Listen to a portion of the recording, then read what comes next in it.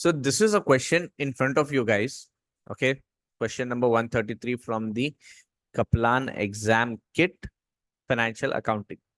I have two students in front of me right now. Ansar is here, Mujtaba is here, and they are having challenge in this type of question. मैं आप लोग के सामने बोल रहा हूँ खाली चैलेंज, लेकिन समझ जाओ आप, वो लोग बहुत वक्त से ट्राई कर रहे हैं क्वेश्चन आंसर करने का, लेकिन नहीं हो रहा है। और भी बहुत कुछ मैं बोलना चाहता हूँ, लेकिन ये वीडियो रिकॉर्डिंग है और यूट्यूब पे जाने वाला है, इसलिए वरना अपने जज्बातों को रोक के रखा हुआ हूँ और मैं ये समझाने वाला हूँ अब ये प्रॉब्लम, और आप लोग भी समझ सकेंगे। Whenever we have a question like this, we need to read the requirement. And in this requirement, what is he asking? What was the carrying amount? Okay, so our question is carrying amount. What do you mean by carrying amount? What carrying amount is nothing but your cost minus accumulated depreciation. Okay, that should appear in Lambda Co's statement of financial position 30th September 2003 for the plant and equipment. Okay, now the question starts at 30th September 2002. These are the balances, cost and accumulated depreciation. So basically this is the start of the year.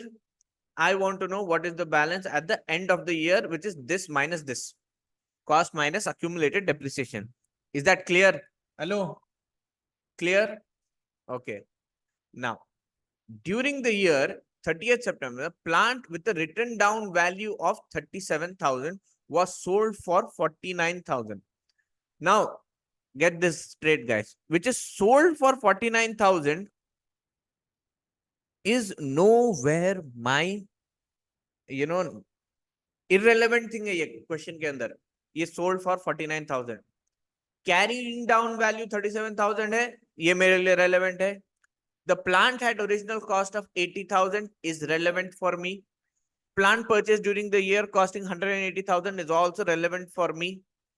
It is Lambda Co's policy to charge a full year's depreciation in the year of acquisition of the asset and none in the year of sale, and 10% on the straight line basis. So this is also relevant to me. In fact, this, in the year of acquisition, year of sale is not at all relevant to me, because here there is no information related to sale or purchase. It's just a purchase. So full year's depreciation for this 180,000 is going to be done. That's for sure. Is that clear till now? What is irrelevant to me here as of now on the face of it is this particular thing, this 49,000. Mushtaba, तुमको जो doubt आ रहा था sir 37,000 49,000 पे cell, ये confuse करने के लिए ही वो है. क्यों? अगर आप ये चीज नहीं पढ़ते ना क्वेश्चन के स्टार्ट पे के कैरिंग अमाउंट पूछ रहा है, अगर सपोज वो सवाल ये पूछ रहा है कि what is the profit on this purchase और sale, then this is relevant. But he is not asking us, he is asking what is the carrying amount, then this thing is irrelevant to us. Alright, अब यहां देखो आप लोग मेरे साथ, cost 860,000 है, original cost एक प्लांट का था 80,000, जो के चला गया, सेल ऑफ हो गया. तो मैं क्या करूंगा, 860,000 माइनस 80,000. ठीक है. अब यहां पर और एक क्या हो रहा है, 180,000 का एक परचेज हो रहा है, तो आई एम परचेजिंग दैट 180,000. ठीक है, आई गाइस देयर विथ मी? अच्छा, और क्या हो रहा है, ये 397,000 में मुझे डेप्रिसिएशन निकालना है. कौन सा डेप्रिसिएशन निकालना है? देखो ये तो है ही डेप्रिसिएशन. अगर मैं इस साल थोड़ा डेप्रिसिएशन ऐड अप करता हूं तो मुझे ऐड करना पड़ेगा, लेकिन मैं एक चीज बेचा हूं जिसकी कैरिंग अमाउंट 37,000 है, तो उसका मतलब उसका डेप्रिसिएशन कितना हुआ? नहीं यार, देखो सुनो समझो बात को, ये कॉस्ट है, डेप्रिसिएशन है. Cost minus depreciation is equal to carrying amount. Yes. अब यहां पर मेरे पास कॉस्ट है विच इज 80,000, मेरे पास डेप्रिसिएशन नहीं है, मेरे पास कैरिंग अमाउंट है विच इज इक्वल टू 37,000. अब आप मेरे को बताओ कि डेप्रिसिएशन कितना होगा, and how much is that? 80,000 minus 37,000 is equals to 43,000. तो 397,000 minus 43,000. Okay, is it clear till now? तो यहां पर मुझे मतलब ये तो पुराना डेप्रिसिएशन जो था वो तो मैं निकाल दिया। अब मुझे क्या करना है, इस साल का कितना डेप्रिसिएशन होता है वो कैलकुलेट करना है।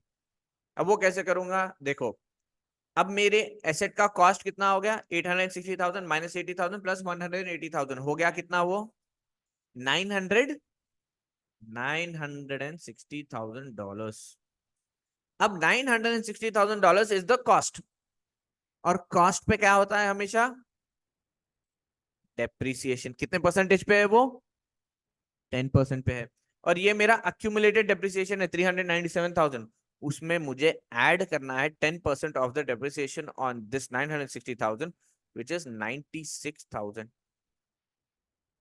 ओके, तो अब मुझे आप इसकी वैल्यू बताओ, 397,000 minus 43,000 plus 96,000 is equals to fast